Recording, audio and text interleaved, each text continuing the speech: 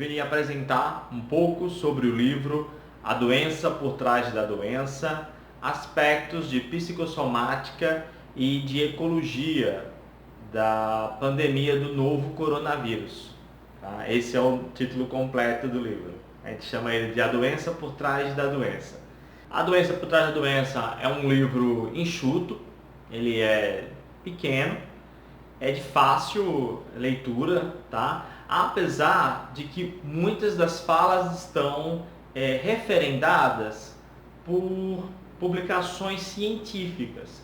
Por exemplo, no começo a gente fala que depois do surto de SARS em 2003, tiveram pesquisas mostrando que mais da metade dos pacientes tiveram algum tipo de complicação psiquiátrica ou de cunho psicológico. Ou seja, não é brincadeira passar pela crise, pela emergência de uma síndrome respiratória grave, né? Você ser entubado e passar pela ventilação mecânica e depois ter que ser retirado isso da sua traqueia é praticamente o renascer e reaprender a respirar. Aprender a respirar que a gente fala é o que o bebê acontece com o bebê logo após o nascimento, em que os pulmões enchem de ar e você tem que respirar por conta própria. Tem alguma coisa aí, e o Joseph Brauer e o Sigmund Freud falam sobre isso, que toda síndrome respiratória, seja uma gripe, uma pneumonia, qualquer outra complicação nesse trato respiratório, normalmente remete a esse período, né, logo após o parto, onde a criança ou o bebê tem que se desgarrar da mãe e começar a aprender a fazer um monte de coisas sozinho.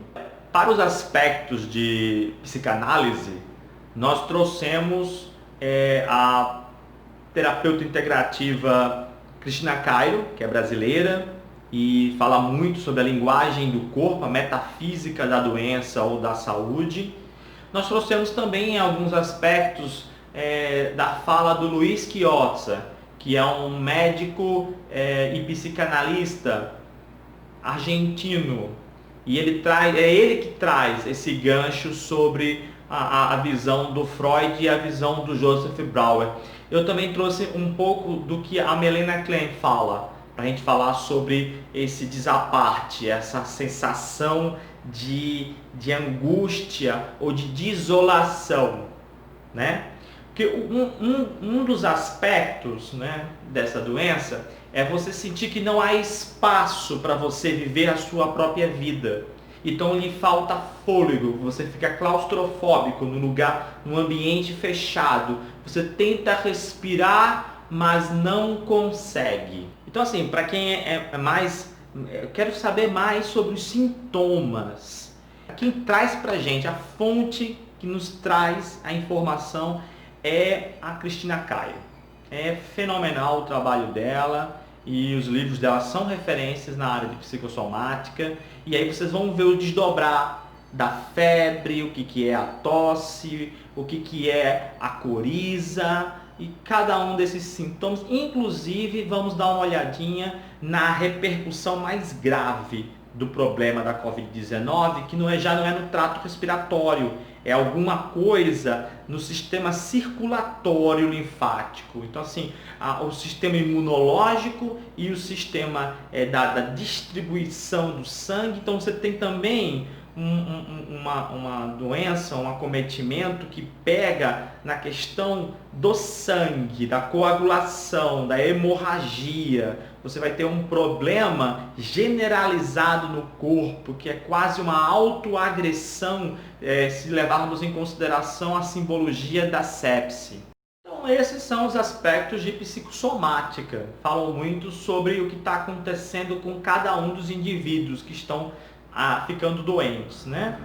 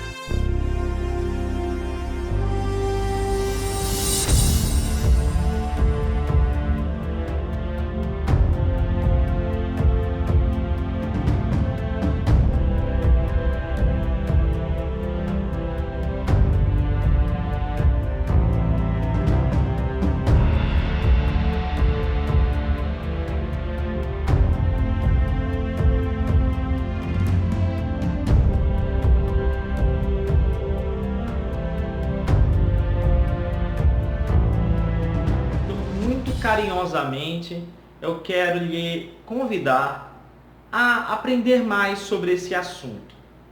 Porque você pode ser uma pessoa que foi acometido e se recuperou da Covid-19 e precisa entender o que é que lhe deixou mentalmente predisposto a esse tipo de doença. Porque se essa predisposição continuar, você poderá novamente ser acometido por uma doença semelhante. E se dessa vez você se recuperou, talvez se agravar as situações de ansiedade psíquica, pode ser que na próxima vez você não queira retornar para uma vida que não lhe faz sentido.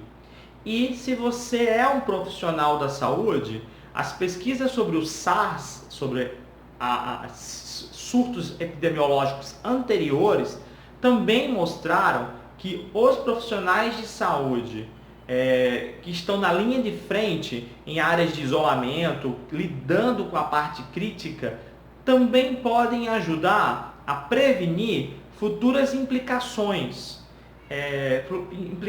psíquicas. Então, a forma como você lida com o paciente que está ali na emergência, o que você diz para ele, o que você fala, como você acalma ele, isso vai garantir que, além dele se recuperar fisicamente e sair da UTI e ir para o quarto, que nos próximos meses ele também tenha a restauração plena do seu funcionamento psicológico. E isso depende muito que o profissional da saúde entenda o que está acontecendo internamente com ele. Outra questão é até a denominação, né, e algumas questões do agravamento da doença. Ele ganhou esse nome de corona. Corona porque ele tem um encapsulamento que parece uma coroa proteica que faz o encaixe, né, com a célula do hospedeiro, nesse caso humano. Mas corona vem da palavra que significa coroa. Então o chakra coronário é esse aqui de cima. De alguma forma nós estamos falando de uma entidade que atua, né, simbolicamente no ponto energético coronário. E o que é que você vê na funcionalidade, né, na patofisiologia do Covid-19? Um afetamento das vias respiratórias superiores. Então você começa a lidar com o ponto energético da laringe, do chakra laríngeo, e isso desce para o trato respiratório inferior, mais interno, e aí você alcança o ponto energético do coração, o cardíaco. E aqui você tem tanto algo que afeta os pulmões, como também afeta o sistema imunológico. Porque o avançar da doença é justamente um desregramento do sistema imunológico. Tem muito mais no livro e eu quero lhe convidar, então, a você aprender mais.